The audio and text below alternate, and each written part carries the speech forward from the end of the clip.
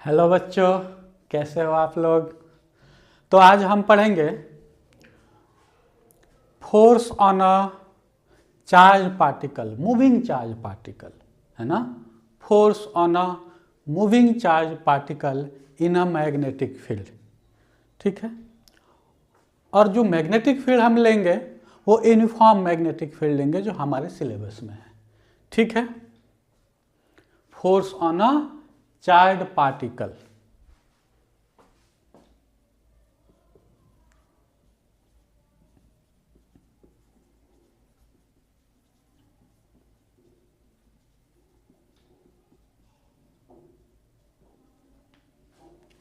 ठीक है। देखो, मान लो एक magnetic field B X direction में जा रहा है, मतलब राइट साइड में जा रहा है। एक चार्ज पार्टिकल जिसका चार्ज प्लस क्यू है और मास स्मॉल एम है, ठीक है। और ये बी से थीटा एंगल बनाते हुए मूव कर रहा है with speed V. Theta angle बनाते हुए बी से मूव कर रहा है। अब इस चार्ज पार्टिकल पे, है ना, कितना मैग्नेटिक फोर्स काम करेगा, उसका डायरेक्शन क्या होगा। डायरेक्शन निकालने के लिए भी कई सारे रूल्स हैं, उसको देखेंगे। और ये भी देखेंगे कि बस एक ही रूल काफ़ी है 10 रूल के बजाय, ठीक है। चलो, तो force on a moving charge particle moving with speed v in a magnetic field making an angle theta with the b will be given by Fm, m for magnetic field का force, ठीक है, equal to q v cross b। यहाँ ये ध्यान रखना कि positive charge है, positive charge है यहाँ पे, तो फोर्स का डायरेक्शन वही होगा जो v क्रॉस b का डायरेक्शन होगा। यही ध्यान रखना है आपको कि यदि पॉजिटिव चार्ज है तो फोर्स का डायरेक्शन वही होगा जो v क्रॉस b का होगा। और यदि निगेटिव चार्ज हो गया तो क्या करोगे, निगेटिव चार्ज हो गया तो लिखोगे minus Q V cross B. इसमें भी पहले क्या करेंगे, v क्रॉस b का डायरेक्शन निकालेंगे और उसको क्या करेंगे, अपोजिट में बता देंगे उसका डायरेक्शन, है ना। जैसे हमने v क्रॉस b का डायरेक्शन निकाला, मान लो आउट टू द पेज आ रहा है, मान लो, है ना, तो हम क्या कहेंगे, कहेंगे कि force into the page जा रहा है ना, मतलब v क्रॉस b के अपोजिट डायरेक्शन में फोर्स लग रहा है। यहाँ पे v क्रॉस b के सेम डायरेक्शन में फोर्स लग रहा है पॉजिटिव चार्ज पे, ठीक है। अब इसका मैग्नीट्यूड देखें फोर्स का, तो फोर्स का मैग्नीट्यूड होगा Fm equal to Q, V cross B को क्या लिख सकते हैं, V B sine theta, where theta is the angle between V and B, ठीक है। अच्छा, आप लोगों को ये पता है वी क्रॉस बी का डायरेक्शन कैसे निकाला जाता है। कई सारे रूल है, स्क्रू रूल, थंब रूल, है ना। मैं तो एकदम सिंपल सा रूल समझाऊंगा, है ना, जिसको आप यूज में ले सकते हो, ठीक है ना। देखो, यदि ए क्रॉस बी का डायरेक्शन निकालना, यहाँ पे समझना, यदि कोई वेक्टर ए है और कोई वेक्टर बी है ना, ए क्रॉस बी का डायरेक्शन निकालना है तो अपने चारों फिंगर्स को ए के साइड में रखोगे और उसको घुमाते हुए बी के साइड में ले आओगे। देखो, ए के साइड में रखो और उसको घुमाते हुए बी के साइड में लाओ, तो जिधर थंब आपका जाएगा वहीं ए क्रॉस बी का डायरेक्शन होता है। अब जैसा हमने देखा कि A cross B out to the page आया, बी क्रॉस ए देखें तो फिंगर्स को बी के डायरेक्शन में रखोगे और उसको घुमाते हुए ए के डायरेक्शन में ले आओगे तो thumb into the page जा रहा है, तो बी क्रॉस ए का direction into the page हो गया। तो ये तो हमें पता है ना क्या, कि ए क्रॉस बी जो होता है minus of B cross A होता है, तो डायरेक्शन अपोजिट आना ही था, A cross B out, B cross A in, ठीक है। वही चीज यहाँ पे हम अप्लाई करेंगे, ठीक है।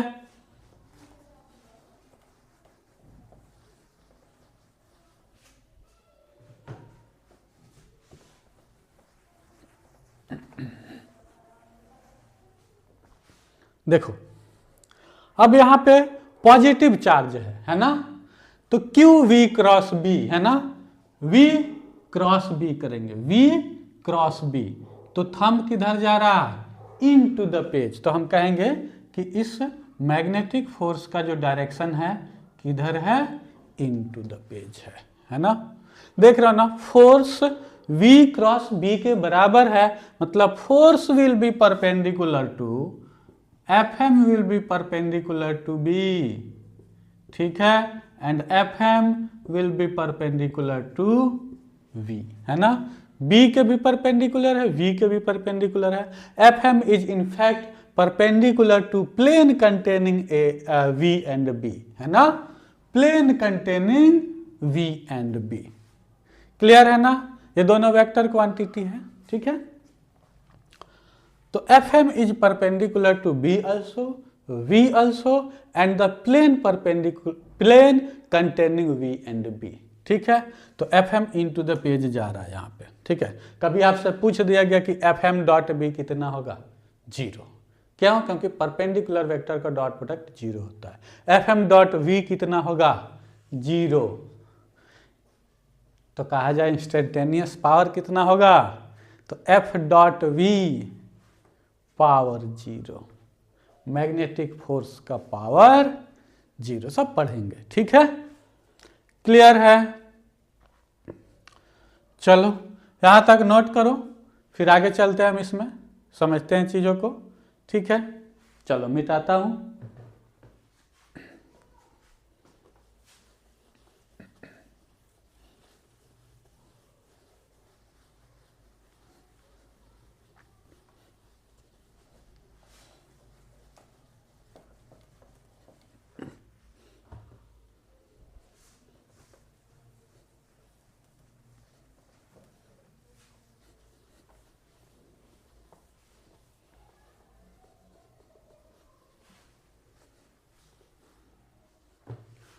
चलो अच्छा यहाँ देखो, अब इनके डायरेक्शन तो हमने फोर्स का मैग्नीट्यूड पता चल गया है ना, डायरेक्शन भी हमने A क्रॉस B के डायरेक्शन से निकाल लिया, ठीक है। इसका एक और रूल होता है राइट हैंड पाम रूल या लेफ्ट हैंड थंब रूल, है ना। फ्लेमिंग लेफ्ट हैंड रूल कर सकते हो, थंब रूल छोड़ो, फ्लेमिंग लेफ्ट हैंड रूल कहोगे, है ना। लेकिन उसमें तो हम कहते हैं कि तीनों फिंगर्स को म्यूचुअली परपेंडिकुलर रखेंगे। यहाँ पे तीनों म्यूचुअली परपेंडिकुलर कहाँ है, नहीं है ना, ठीक है। तो ऐसा ले लिया जाता है V cos थीटा इधर, V sin थीटा इधर, है ना, V B के पैरेलल है, ध्यान देखो V cos थीटा B के पैरेलल है, तो इस कंपोनेंट के वजह से कोई फोर्स नहीं लगेगा। एक हो जाएगा V sin थीटा, ये B के परपेंडिकुलर है, इसके वजह से फोर्स लगेगा। तो हम वही फ्लेमिंग लेफ्ट हैंड रूल पढ़ते हैं ना, कि एक करंट कैरिंग कंडक्टर है, मैग्नेटिक फील्ड में रखा हुआ है ना, तो उस पर फोर्स किधर लगेगा, फादर मदर चाइल्ड, ठीक है। ये जो है थंब क्या देता है, फोर्स का डायरेक्शन देता है, फादर, ठीक है, force, mother magnetic field and child, child क्या है, मिडिल फिंगर, ठीक है। तो पॉजिटिव चार्ज का जो मोशन होता है वो कैसे दिया जाता है, या कैसे हम रिकॉग्नाइज करेंगे, कैसे ट्रीट करेंगे, जैसे कि करंट फ्लो हो रहा हो, है ना। करंट फ्लो का डायरेक्शन पॉजिटिव चार्ज के मोशन के डायरेक्शन होता है। तो करंट इधर हो गया, मैग्नेटिक फील्ड इधर हो गया, है ना, करंट इधर V sin थीटा के वजह से, करंट इधर, मैग्नेटिक फील्ड इधर, फोर्स इनटू द पेज, ठीक है। इससे भी बेटर तरीका है ना, राइट हैंड पाम रूल, सबसे बेस्ट तो वही है, क्रॉस प्रोडक्ट वाला, ठीक है, राइट हैंड पाम रूल। इसमें हमें म्यूचुअली परपेंडिकुलर रखने की जरूरत नहीं पड़ेगी, है ना। वेलोसिटी के डायरेक्शन में थंब रखा, चारों फिंगर को मैग्नेटिक फील्ड के डायरेक्शन में रखा, देखो वेलोसिटी के डायरेक्शन में थंब रखा, चारों फिंगर को मैग्नेटिक फील्ड के डायरेक्शन में रखा, तो जो पाम होगा, ये थप्पड़ की जो डायरेक्शन होगी, वो फोर्स का डायरेक्शन शो करेगा। तो फोर्स ऐसे भी देखो इनटू द पेज आया, क्लियर है। चलो तो डायरेक्शंस की बात हुई, अब कुछ केसेज लेंगे हम, उसको डिस्कस करेंगे। जैसे मान लो हमारा मैग्नीट्यूड जो है एफ एम इक्वल टू है ना Q we B sine theta आया। ये फोर्स मैक्सिमम कब होगा? जब थीटा साइन थीटा 1 होगा, मतलब थीटा 90 डिग्री होगा, मतलब जो चार्ज है वो मैग्नेटिक फील्ड का परपेंडिकुलर मूव करेगा। ठीक है। अच्छा, मान लो पैरेलल या एंटी पैरेलल हो तो, जैसे मान लो मैग्नेटिक फील्ड आपका इस डायरेक्शन में है और चार्ज जो है इसी डायरेक्शन में मूव कर रहा है, तो V क्रॉस B जीरो, क्यों? क्योंकि थीटा जीरो। अच्छा, चार्ज को हमने मैग्नेटिक फील्ड के अपोजिट डायरेक्शन में मूव करा दिया, तो V क्रॉस V तो भी जीरो होगा, क्यों? क्योंकि थीटा 180 और 180 डिग्री की वैल्यू भी साइन 180 डिग्री की वैल्यू भी जीरो होती है ना। तो यदि चार्ज जो है B के डायरेक्शन में पैरेलल या एंटी पैरेलल मूव करता है तो उस पे net force magnetic force zero होती है। ठीक है। परपेंडिकुलर मूव करेगा तो एफ एम जो हो जाएगा क्यू वी बी हो जाएगा when charge will move perpendicular to B. तो यहाँ देखो ना क्यू वी बी, तो इस v का परपेंडिकुलर कंपोनेंट हमने ले लिया v साइन थीटा, तो यहाँ पे Q v sine theta into B, यहीं तो आया Q V V sine theta. Clear है ना? क्यू v की जगह पे हम परपेंडिकुलर कंपोनेंट लें तो v sine theta into B आ गया कि नहीं? Q we B sine theta. Clear है?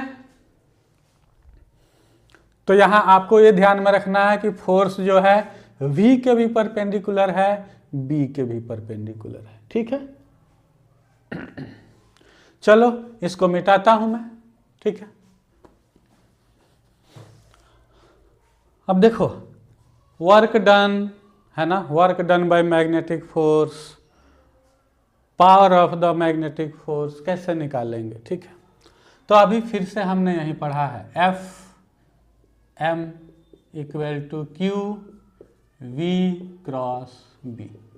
ठीक है। Work done by magnetic force निकालना है। ठीक है। Work done by magnetic force निकालना है। ठीक है। सपोज कि ये B है ना, और किसी भी एंगल थीटा पे चार्ज पार्टिकल की जो वेलोसिटी है वो v है ना। तो डिस्प्लेसमेंट किधर होगा? जिधर उसका मोशन है। डिस्प्लेसमेंट किधर होगा? जिधर उसका मोशन है। इधर वेलोसिटी है, इधर डिस्प्लेसमेंट है ना, इधर वेलोसिटी है, इधर डिस्प्लेसमेंट। डिस्प्लेसमेंट वेलोसिटी के डायरेक्शन में है। अब फोर्स इनटू द पेज है, तो यहाँ पे जब ये फोर्स जो है परपेंडिकुलर टू वेलोसिटी है तो साइमल्टेनियसली हम कह सकते हैं कि ये फोर्स जो है परपेंडिकुलर टू डिस्प्लेसमेंट है। ठीक है। और work done by magnetic force निकालेंगे तो क्या हो जाएगा? F M dot displacement. ठीक है। एफ एम डॉट डिस्प्लेसमेंट, तो फोर्स तो डिस्प्लेसमेंट के परपेंडिकुलर है, तो क्या हो जाएगा?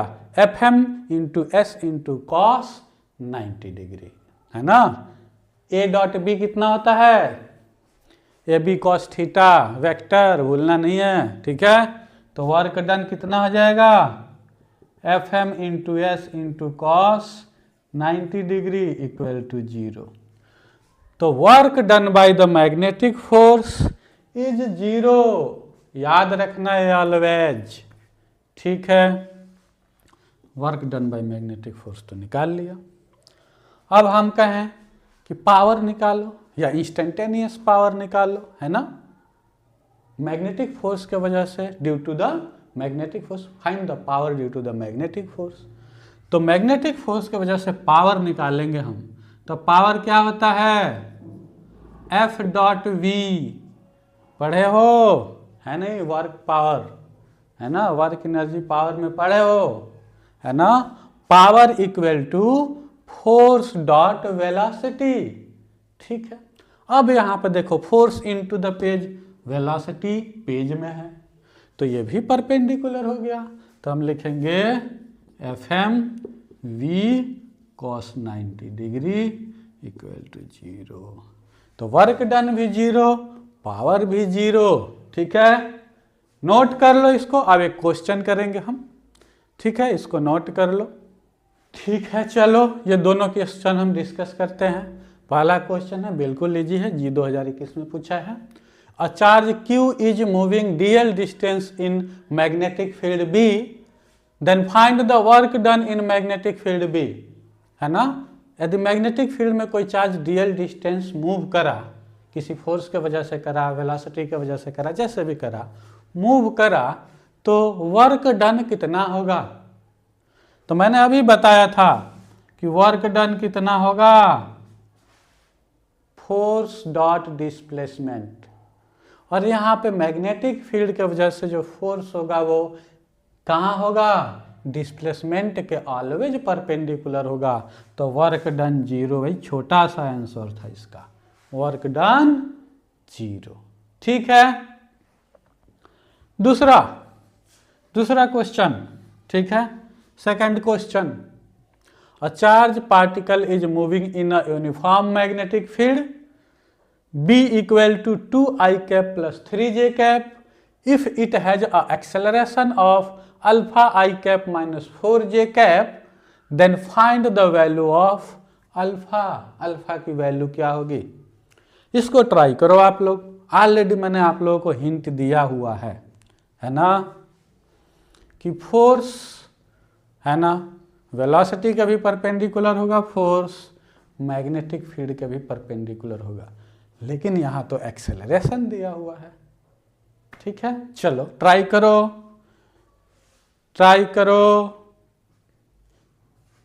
चलो कर लिए होगे, हम डिस्कस करते हैं। ठीक है, देखो हमें पता है कि force equal to mass into acceleration.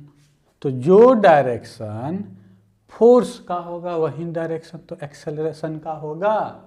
तो हम कह रहे हैं कि ये फोर्स जो मैग्नेटिक फोर्स है वो परपेंडिकुलर टू मैग्नेटिक फील्ड होता है। तो भाई फोर्स जब फील्ड के मैग्नेटिक फील्ड परपेंडिकुलर होगा, फोर्स जो है फील्ड के परपेंडिकुलर होगा, तो एक्सेलरेशन भी तो फील्ड के परपेंडिकुलर होगा, है ना। क्यों, जो डायरेक्शन एफ का है वही डायरेक्शन ए का है। तो फोर्स बी के परपेंडिकुलर है, this implies A is perpendicular to B, and then question solved, है ना। A is perpendicular to B means A dot B will be 0, A dot B will be 0। A कितना है, acceleration alpha i cap minus 4j cap, dot B कितना है, 2i cap plus 3j cap equal to 0। Dot product तो आपको पता होगा पहले से, आई होप सो। ठीक है, आई कैप के कोफिशिएंट को मल्टीप्लाई करते हैं 2 अल्फा, जे कैप को मल्टीप्लाई करते हैं -12 इक्वल टू 0। तो यहाँ से अल्फा कितना आ गया, 6। अल्फा आपका 6 आ गया। इतना छोटा सा क्वेश्चन था। ठीक है, चलो इसको नोट कर लो।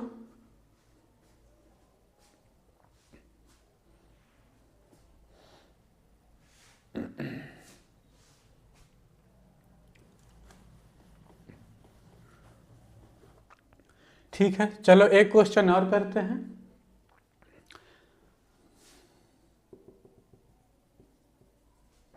A charge moving parallel to a straight current carrying infinite conductor at a distance 2 meter from the wire, है ना, with a speed 10 meter per second, find the force on this charge। इस charge पे कितना force काम कर रहा है, find the force on this charge. ये चार्ज है ना Q इस वायर के पैरेलल मूव कर रहा है, यानी हाउ ये पैरेलल मूव कर रहा है, तो इस पे फोर्स है ना कितना लगेगा। ठीक है, हम इसको एनी हाउ बाउंडेड कर रहे हैं कि ये इसके पैरेलल ही मूव कर रहा है। क्लियर है, तो बताओ कैसे करेंगे इसको। फोर्स निकालने के लिए हमें क्या चाहिए, QV क्रॉस B। अच्छा देखो इस पॉइंट पे देख रहे हो ना, यहाँ ये चार्ज यहाँ से यहाँ पे आएगा, यहाँ पे आएगा, ऐसे ऐसे ऐसे चलता जाएगा पैरेलली। तो लेकिन इस चार्ज का इस कंडक्टर से डिस्टेंस तो सेम है, डिस्टेंस सेम है। तो करंट कैरिंग कंडक्टर के वजह से B जो होता है mu naught I by 2 pi R होता है, R डिस्टेंस पे। अब R फिक्स्ड है, करंट भी फिक्स्ड है, तो ये मैग्नेटिक फील्ड जो यहाँ पे होगा वही यहाँ पे होगा, वही यहाँ पे होगा, है ना, वही यहाँ पे होगा। अब इस मैग्नेटिक फील्ड का डायरेक्शन भी हमें देखना पड़ेगा, है ना। किधर होगा direction? Right hand palm rule, thumb fingers, magnetic field into the page, ये सब बता रखा हूँ। तो मैग्नेटिक फील्ड का डायरेक्शन इनटू द पेज आ रहा है, ठीक है। अब देखो magnetic field into the page है, V प्लेन में ऊपर जा रहा है, देख रहे हो ना। तो V और B परपेंडिकुलर है, तो V क्रॉस B, फोर्स किधर लगेगा इस पे, पूछ देगा कि फोर्स किधर लग रहा है इस पे। तो फोर्स का डायरेक्शन, FM का डायरेक्शन टुवार्ड्स द वायर होगा। यदि इसको हम बाउंडेड ना करें तो थोड़ा सा मूव करने के बाद ये वायर की तरफ ऐसे मूव करते हुए ऐसे चला जाएगा, ठीक है। बट अभी हम इसको बाउंडेड रखें, है ना। फोर्स का डायरेक्शन भी निकल गया, फोर्स का मैग्नीट्यूड निकालना है। कैसे निकालोगे? F equal to QVB sine theta, B और V के बीच, B into the page, V page में है तो दोनों परपेंडिकुलर है, साइन 90 डिग्री की वैल्यू 1, तो QVB हो जाएगा, ठीक है। अब यहाँ देखो Q 1 माइक्रोकुलाम है ना, 1 into 10 to the power -6। V कितना है? 10 मीटर पर सेकेंड। B कितना है? Mu naught I by 2 pi R, या इसको हम लिख सकते हैं mu naught upon 4 pi 2I by R। Mu naught upon 4 pi की value 10 to the power -7 into 2 into I कितना है? 2 एम्पियर, R कितना है? 2 मीटर, ठीक है। चार्ज कितना है? 1 माइक्रोकुलाम। अब इसको आप सॉल्व कर लो, QVB फोर्स कितना हो जाएगा? इस 2 से इस 2 को काट दो, है ना, यहाँ बच गया 2 इंटू 10 टू द पावर -12, है ना। एक 10 से यहाँ पे एक माइनस हट जाएगा, -6 -12 न्यूटन। ये आपका फोर्स निकल गया, क्लियर है। चलो इसको नोट करो।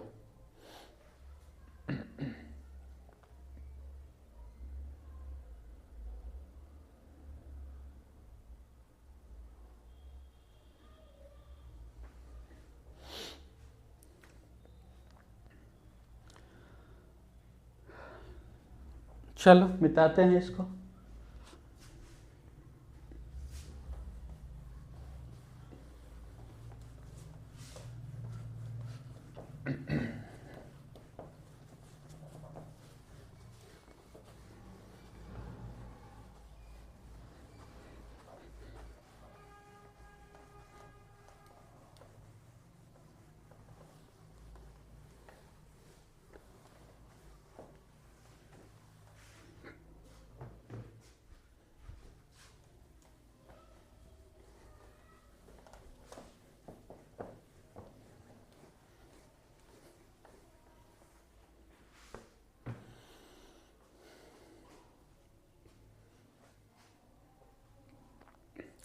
चलो तो एक चीज़ और छोटा सा चीज़ डिस्कस कर लें, है ना। वर्क और पावर तो डिस्कस कर लिया था हमने कि 0 होता है, ठीक है। अच्छा, कोई चार्ज पार्टिकल मैग्नेटिक फील्ड में मूव कर रहा है ना, तो हम थोड़ा सा इसकी काइनेटिक एनर्जी के बारे में देखते हैं, इसकी स्पीड के बारे में देखते हैं क्या होता है ना। तो देखो हमने वर्क एनर्जी थ्योरम पढ़ा है ना। Work done by all the forces change in kinetic energy.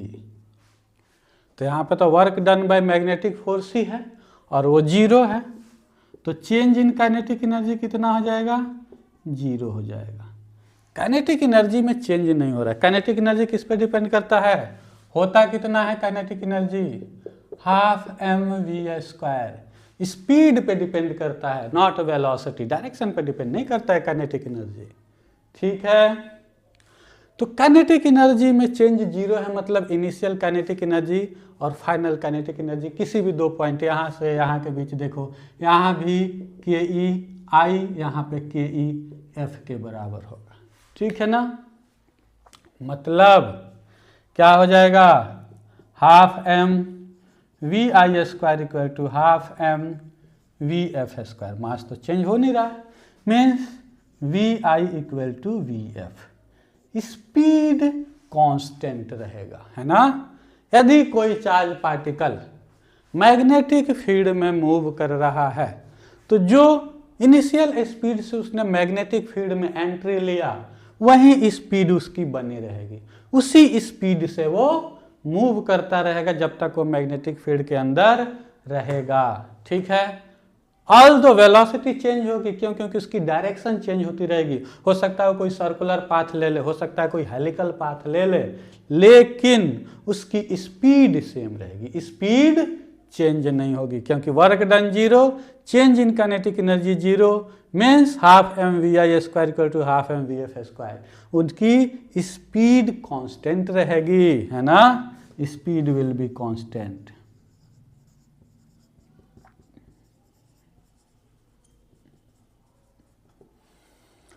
ठीक है, तो चलो आज के लिए इतना रहने देते हैं। नेक्स्ट क्लास में हम पढ़ेंगे motion of charge particle in a magnetic field, है ना। अब वहाँ पे हम ग्रेविटी फ्री, है ना, ग्रेविटी फ्री रीजन में पढ़ेंगे। मोशन ऑफ चार्ज पार्टिकल जो पढ़ेंगे मैग्नेटिक फील्ड में, उसको हम ग्रेविटी फ्री रीजन में पढ़ेंगे, है ना। वहाँ पे ग्रेविटी नहीं होगा। ठीक है, तो चलो पढ़ाई करते रहो, है ना। एग्जाम नज़दीक आ गए, है ना, जी का जनवरी सेशन नज़दीक आ गया और नीट भी नज़दीक ही है, मई में है, कोई ज़्यादा दूर नहीं है। बढ़िया से पढ़ाई करते रहो, बने रहो मेरे साथ।